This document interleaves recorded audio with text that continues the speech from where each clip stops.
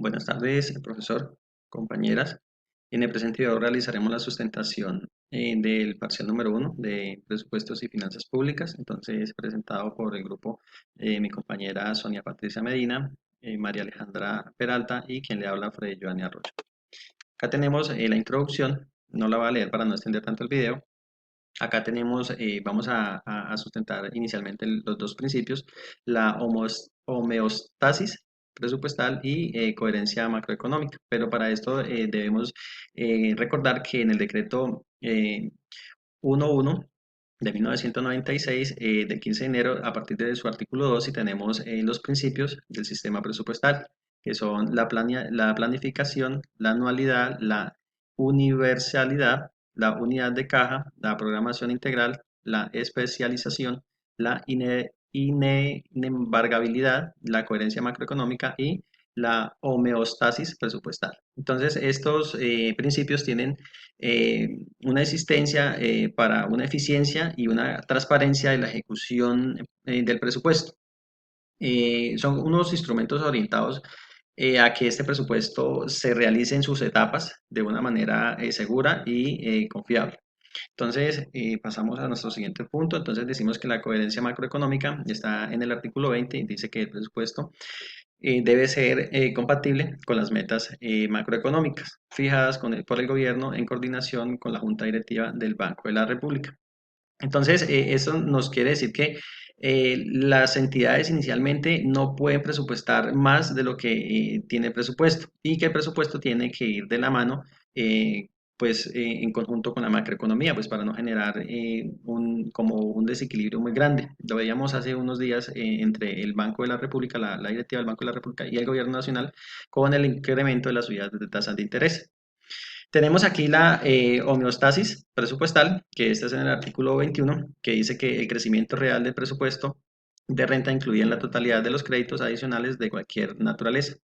Deberán guardar congruencia con el crecimiento de la economía, de tal manera que no generen un desequilibrio económico. Bueno, tiene una relación bastante similar a la anterior, pero este está más enfocado a la política fiscal que maneja directamente el presidente y tiene que ver con esta capacidad para no generar un desequilibrio. Como lo hablaba anteriormente, el Banco de la República tomó unas medidas de subir los tipos de interés. El gobierno no estuvo muy de acuerdo porque esto en general le desequilibra la economía. Al no tener la tasa de interés a ser más alta, va a haber menos dinero y va a haber menos movimiento económico. Entonces, aquí es donde el gobierno tiene que utilizar las políticas fiscales y económicas para poder llegar a un acuerdo o como a una, nivelar este desequilibrio que se puede estar generando, como el presidente hace unos días también lo anunció, de una posible recesión económica. Entonces, este principio nos puede servir para eso. Esta fue mi intervención. Siguen mis compañeras. Muchas gracias. Intervención del Estado en la economía. El Estado interviene en la economía de dos formas, directa e indirectamente. Directa mediante el gasto público y la tributación. Ejemplo, el ejército. El Estado establece potestades administrativas y éstas se pueden instrumentar a través de la administración corporativa, territorial o institucional. Adjudicación de contratos de obras públicas como colaboración entre el Estado y la iniciativa privada. Es importante el proceso de adjudicación ya que este se puede hacer mediante un concurso, una subasta o un concurso subasta. En el concurso prima las condiciones del contrato, en la subasta el precio y en el concurso subasta ambas. Telefonía, gas o electricidad. A pesar de que esto se deja en manos de los sectores privados, hay ocasiones en las que se producen fallos en el mercado y el Estado se encarga de regular esto. Ejemplo de algunas formas de regulación son que se establece un servicio público universal, se garantiza una tasa de retorno o se determina el incremento de precios en el sector. Indirecta, regulación de las actividades de los particulares. Ejemplo, la evaluación de la moneda, ya que esta adopta medidas con las cuales se quiere forzar un comportamiento económico de los sujetos. Sin embargo, estos no están obligados, solo inducidos. El mercado, cuando no garantiza una solución eficiente en el suministro de bienes y servicios, por lo que el Estado interviene de manera indirecta mediante el empleo de mecanismos de regulación u otra herramienta que garantice una mejor asignación de recursos en términos sociales. La idea es que se mejore la condición de estos para su prestación a través de actividad privada. Y la generación de empleo, ya que el Estado garantiza la disminución del valor a pagar de impuestos de quienes generan empleos en el sector privado.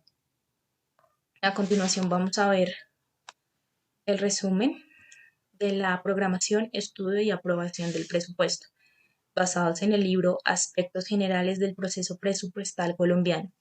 Iniciamos con la programación.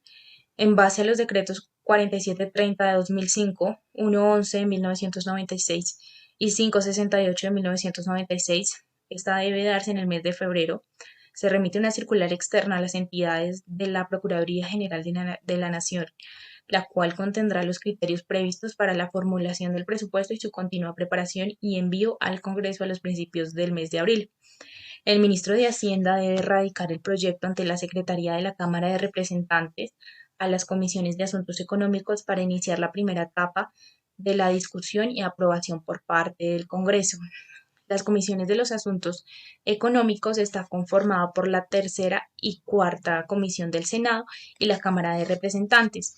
Esto se puede realizar una sesión conjunta en el primer debate, sin embargo la votación siempre será por separado. Una vez se presente el proyecto al gobierno, las comisiones económicas de ambas cámaras solicitan la opinión del Banco de la República sobre el impacto macroeconómico y sectorial del déficit y del nivel del gasto propuesto. Se realiza el mismo procedimiento con la Contraloría General de la República. Acá continuamos. Según la Ley 819 de 2003, se deben analizar los resultados por el gobierno, asimismo como las explicaciones del ministro de Hacienda y el director de la DGPPN y el director de la DNP. Se deben entregar a las comisiones los documentos para decidir antes de agosto 15. Antes del 15 de septiembre, las comisiones definen el monto definitivo del gasto presupuestal y con base en el informe presentado por las comisiones se decidirá en el primer debate si este es aprobado o no. Se procede el 1 de octubre a realizar el segundo debate en plenarias. Este es muy similar al primero igualmente se pueden realizar enmiendas.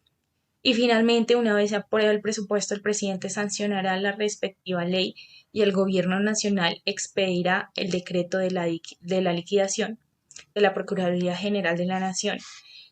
Esto antes de que inicie la nueva vigencia fiscal.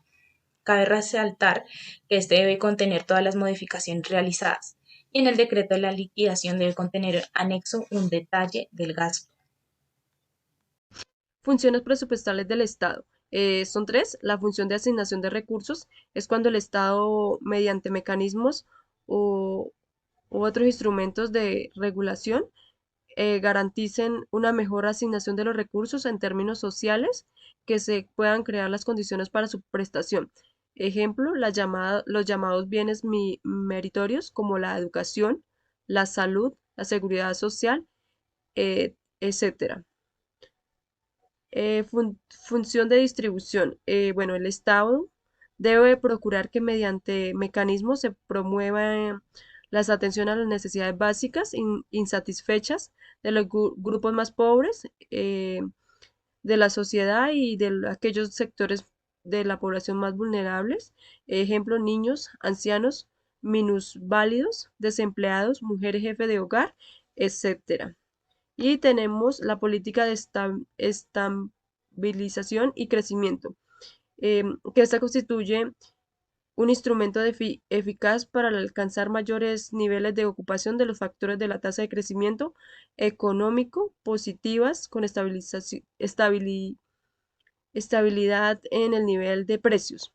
Ejemplo, la actividad estatal aumenta la demanda agregada cuando gasta y la reduce cuando incrementa los impuestos con un efecto multiplicativo. No solo afecta la demanda total, sino también la cantidad de dinero en circulación, el nivel de la tasa de interés y el de la tasa de cambio. Y por último, las conclusiones. Se puede establecer la importancia de los principios presupuestales que emiten pautas y tutelas en el manejo del presupuesto en cada vigencia fiscal, con el fin de utilizarlos como herramientas para dar cumplimiento a los objetivos y metas macroeconómicas del país, fundamentadas en el Plan Nacional del Desarrollo. El Estado interviene en la economía mediante los impuestos, el gasto público y en bastantes regulaciones que afectan a todos los colombianos en su diario vivir. Esto podría cambiar si se tomara la debida medida para controlar la distribución o modificar las estructuras de mercados, ya que el Estado presenta ciertas fallas en su sistema económico. Se incluye que cada uno de los integrantes del Congreso de la República cumple con un rol fundamental dentro del proceso de análisis, aprobación y ejecución de presupuesto. Cabe resaltar que este proceso cuenta con bastantes etapas de análisis y que para poder aprobar el plan de presupuesto se tarda prácticamente un año. Las funciones de las actividades del Estado constituye un instrumento para garantizar la propiedad privada, el cumplimiento de los contratos, la libre competencia y otros para mantener funcionamientos de la organización económica y social. Gracias.